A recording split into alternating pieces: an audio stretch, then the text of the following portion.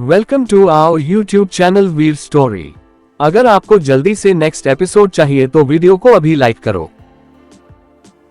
127 suicide attempt. अब तक तन्मय की बात सुनते ही ली हुआ और मिस्टर ली का चेहरा पीला पड़ गया। मैडम की बर्थडे पार्टी, इनविटेशन और तन्मय का लहजा, ये सब कुछ उन दोनों के दिल में किसी अनहोनी की आशंका पैदा कर रही थी। अब आगे मिस्टर ली ने ली हुआ की तरफ देखा, जो अपनी मुट्ठी बांधे हुए तन्मय को घूर रही थी। ली हुआ, आई एम सॉरी। अचानक अपने डैड के मुंह से सॉरी वर्ड सुनकर ली हुआ कंफ्यूज हो गई। उसने सवालिया नजरों से अपने डैड की तरफ देखा, जिन्होंने कुछ ऐसा किया था जिसे देखकर ली हुआ की आंखों पट्टी की पट्टी रह गई। ली हुआ जल्दी से अपने डैड की तरफ दौड़ी। डैड, नहीं, ये क्या किया आपने? आपको ये नहीं करना चाहिए था। आप ऐसा नहीं कर सकते हो। आप मुझे छोड़कर नहीं जा सकते।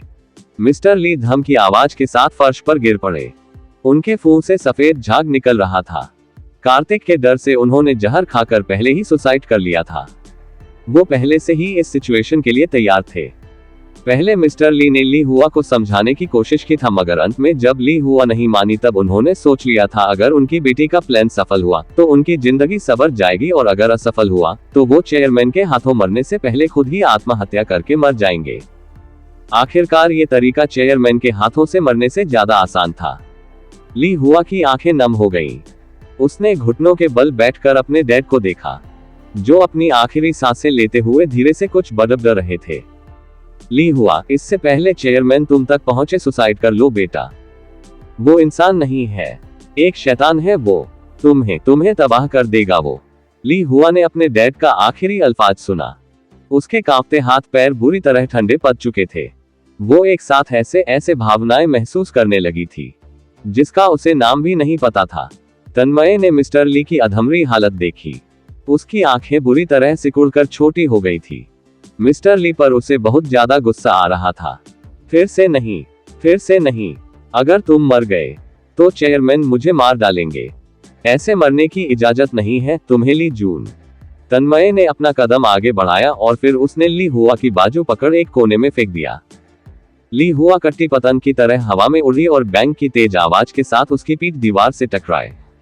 ली हुआ मुंह के बल फर्श पर गिर पड़ी। उसके मुंह से खून निकलने लगा था और उसकी एक दो हड्डी भी टूट चुकी थी। ली हुआ ने नफरत, गुस्से और हैरानी के मिले जुले भाव के साथ तन्मय को घूरा। वो चाइना की सबसे पुराने मार्शल आर्ट्स फैमिली से आती थी। रॉकवेव में भी बहुत कम ऐसे लोग थे जो उसे टक्कर दे पाए, मगर तन्मय, उसने उसे ऐसे उठाकर फेंक दिया था जैसे वो कोई चींटी हो। तन्मय ने ली हुआ पर कोई ध्यान नहीं दिया। वो तो मिस्टर ली को लेकर खुद ही परेशान था। चेयरमैन ने उसे कहा था, उन दोनों बेटी बाप की जोड़ी को जिंदा मेरे पास लेकर आओ, मगर इस बूढ़े ने बीच में ही सुसाइड कर लिया। तन्मय ने तुरंत अपने पॉकेट से एक इंजेक्शन और वैक्सीन निकाला। फिर उसने बड़ी ही बेरहमी से इंजेक्शन मिस्टर ली के गर्दन में हला दिया। मिस्टर ली, जिसका बॉडी टेम्परेचर पूरी तरह गिर चुका था, इंजेक्शंस लगते ही स्टेबल होने लगा और मिस्टर ली को धीरे धीरे होश भी आने लगा। अपने बैक एक्सपीरियंस से तन्मय ने एक बात सीख लिया था, उसे अपने साथ मौत और जिंदगी दोनों लेकर चलना होगा।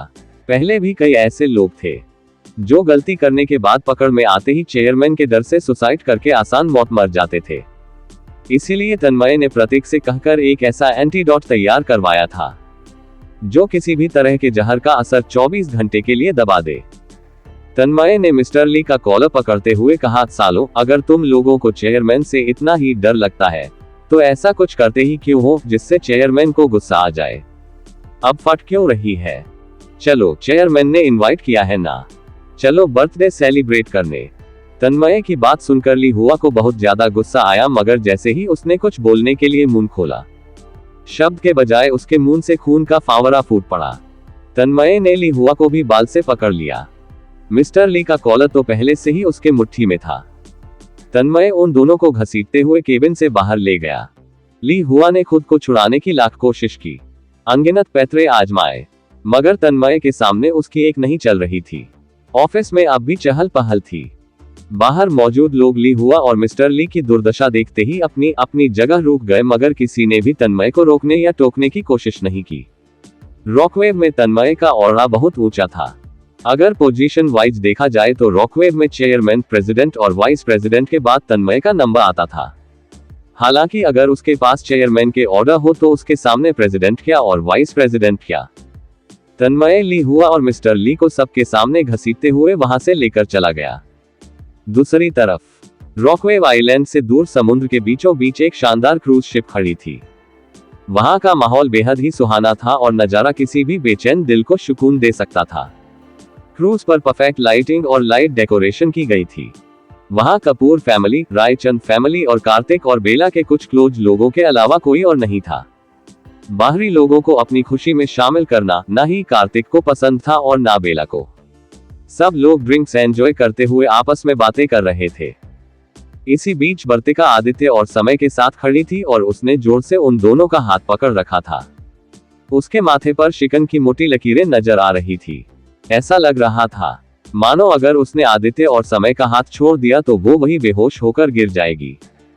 आदित्य ने वर्तिका का पीठ सहलाते हुए उसे कंफर्ट किया, बेबी गर्ल कुछ नहीं होगा, डोंट पैनिक, मैं हूं ना तुम्हारे साथ, तुम्हें कुछ नहीं होगा, इतना स्ट्रेस मत लो। तुम डर को खुद पर जितना हावी होने दोगी वो तुम्हें उतना ही ज्यादा डराएगा। खुद को रिलैक्स छोड़ दो। सोचो तुम्हारे आसपास जो कुछ भी हो रहा है सब तुम्हारे कंट्रोल में है। वर्तिका ने आदित्य की बात सुनी मगर उसके ऊपर आदित्य के बातों का कोई खास असर नहीं हुआ। उसका सुंदर अब भी बेहद ही बेचैनी और चिंतित नजर आ रहा था। 14 साल पहले हुआ वो हादसा आज भी उसके जहन में बसा हुआ था। यहाँ तक कि यादाश्त जाने के बाद भी वर्तिका उस हादसे के विजुअल्स नहीं भुला पाई थी। उसे शिप और समुद्र नाम से ही डर लगता था। ऊपर से अब तो उसकी यादाश्त वापस आ गई थी। अब उसे क्रूज शिप पर बहुत ज्यादा घबराहट हो रही थी। वर्तिका ने आदित्य के सीने से लगते हुए कहा, आदि भाई, मैं नहीं डरना चाहती हूँ पर फिर भी मुझे डर लग रहा है। ये फीलिंग बहुत बुरी है। मुझे किसी चीज से डर नहीं लगता मगर ये जगह और क्रूज, मुझे यहाँ बहुत डर लग रहा है। प्लीज चलिए हम वापस घर चलते हैं। वर्तिका की बात सुनकर आदित्य परेशान हो गया। उसे समझ नहीं आ रहा था वो वर्तिका का डर कैसे खत्म करे। वही समय कभी अपने हाथों को देखता तो कभी अपनी बड़ी बहन को, जिसने बड़ी ही मजबूती से उसका हाथ पकड़ रखा था। समय को भी समझ नहीं आ रहा था वो क्या करे या कहे। आज दिन में जब बेला ऑफिस गई थी तब दादी माँ ने समय, वर्तिका और आदित्य के साथ ढेर सारी बातें की थी। उन्हीं बातों के क्रम में दादी माँ और आदित्य ने वर्तिका और समय को अतीत में हुई घटनाओं के बारे में काफी कुछ बताया था। इसीलिए समय जानता था उसकी निडर बहन यहाँ इतना घबरा क्यों रही है, मगर उसकी घबराहट दूर करने का उसे कोई तरीका नहीं सूझ रहा था। अचानक समय की नजर बेला और कार्तिक पर गई, जो अभे अभे वहां आए थे। वो लोग फिलहाल क्रूज के 5th फ्लोर पर थे। समय ने धीमे स्वर में कहा, मॉम डैड आ गए। समय की बात सुनते ही वर्तिका और आदित्य ने उस दिशा में देखा जहां कार्तिक और बेला खड़े थे। आदित्य ने वर्तिका का हाथ पकड़ते हुए कहा, बेबी गर्ल चलो मॉम डैड से मिलकर आते हैं। वर्तिका ने कोई जवाब नहीं दिया। हालांकि कार्तिक की प्रेजेंस उसे अलग तरह की सिक्योरिटी महसूस करा रही थी। उसकी आधी से ज्यादा घबराहट तो कार्तिक को देखते ही खत्म हो गई थी। आदित्य उन दोनों को लेकर कार्तिक और बेला के पास आया जहां सब लोग बेला को विश कर रहे थे। आदित्य ने बेला को साइड हक करते हुए कहा, happy birthday mom. Thank you. Bela ने मुस्कुराते हुए समय, आदित्य और वर्तिका को देखा। समय और वर्तिका ने भी बेला को बारी बारी विश किया। कार्तिक ने वर्तिका को देखा जो खुद में ही गुमसुम नजर आ रही थी। कार्तिक ने पूछा, बेबी क्या किसी ने तुम्हें परेशान किया? कार्तिक बचपन से ही वर्तिका को बेबी या बेबी गर्ल नाम से एड्रेस करते आया था और आज भी कार्तिक ने उसे एड्रेस करने का तरीका बदला नहीं था।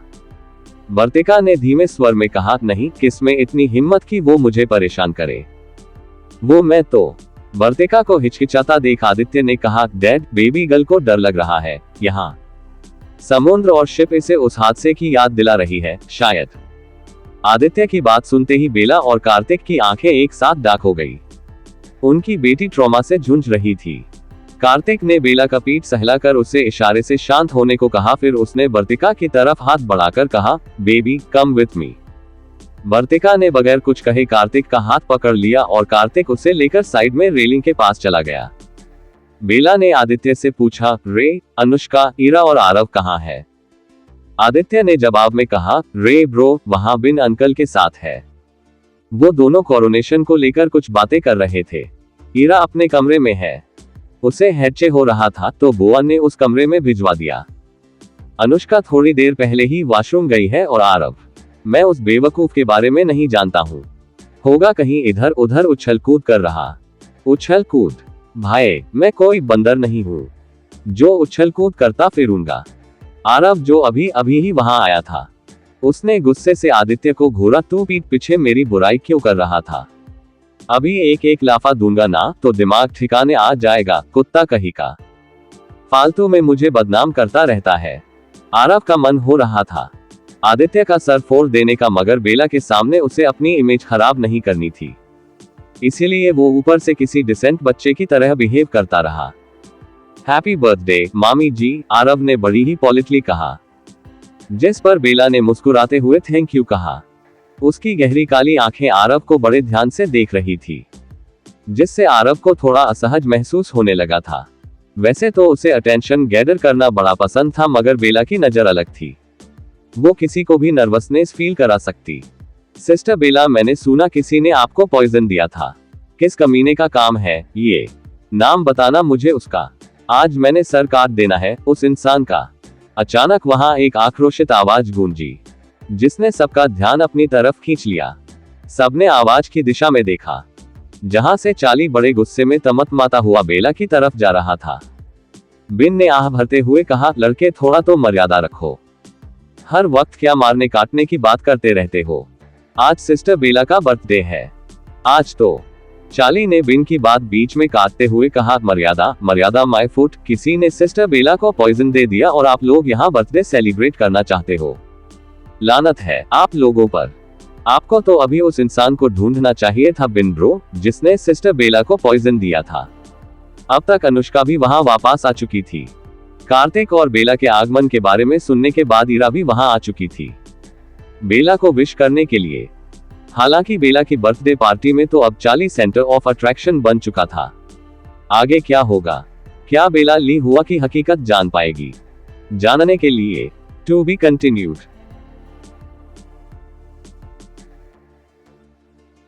चैप्टर 128 धोखेबाज। अब तक। चार्ली ने बिन की बात बीच में काटते हुए कहा, मर्यादा मर्यादा माय फुट, किसी ने सिस्टर बेला को पॉइजन दे दिया और आप लोग यहाँ बर्थडे सेलिब्रेट करना चाहते हो। लानत है आप लोगों पर। आपको तो अभी उस इंसान को ढूंढना चाहिए था बिन ब्रो, जिसने सिस्टर बेला को पॉइजन दिया था। अब आगे। अब तक अनुष्का भी वहां वापस आ चुकी थी। कार्तिक और बेला के आगमन के बारे में सुनने के बाद ईरा भी वहां आ चुकी थी, बेला को विश करने के लिए। हालांकि बेला की बर्थडे पार्टी में तो अब चार्ली सेंटर ऑफ अट्रैक्शन बन चुका था। सबकी नजरें उस पर थी, मगर चार्ली तो अपनी ही धुन में मगन था। उसे बस उस इंसान का सर काट देना था, जिसने उसकी मुंह बोली मां को पॉइजन दिया था। बाकियों के नजरों और ओपिनियन से उसे कोई फर्क नहीं पड़ता था। रेलिंग के पास खड़े कार्तिक और बर्तिका के कानों चार्ली की आक्रोशित आवाज गई। कार्तिक ने चार्ली की मौजूदगी पर कोई प्रतिक्रिया नहीं जताई, मगर बर्तिका खुद को पलटकर चार्ली को देखने से ना रोक पाए। उसके डैड की मौजूदगी में ऐसे बहुत कम लोग होते थे जो ऊंची आवाज में बात करने की हिम्मत करे। यहाँ चार्ली तो बेधड़क मारने काटने की बात कर रहा था। बर्तिका ने चार्ली को बड़े ध्यान से देखा। हालांकि उसे पहचानने में उसे 3 मिनट का वक्त लगा। अगर चार्ली का एक्स्ट्रा ऑर्डिनरी एग्रेशन और टेम्परामेंट ना होता तो बर्तिका उसे पहचान भी ना पाती। आफ्टर ऑल वो पूरे 14 साल तक अपनी फैमिली से दूर रही थी। कार्तिक और बेला को पहचानने में उसे इसीलिए कोई दिक्कत नहीं हुई थी क्योंकि वो दोनों आज भी 14 साल पहले की तरह ही दिखते थे, मगर बाकी सब उसे अच्छे से याद नहीं थे। बर्तिका ने धीरे से कहा, अंकल चार्ली, ये आज भी बिल्कुल नहीं बदले, बस थोड़े उम्रदराज हो गए हैं। चार्ली, जो बेला के पास पहुंच ही चुका था, उसके तेज कानों में एक प्यारी और धीमी फुसफुसाहट पड़ी, जिसमें उसे अंकल और उम्रदाजार दोनों एक साथ कहा गया था। चार्ली का हैंडसम चेहरा एकदम से काला पड़ गया।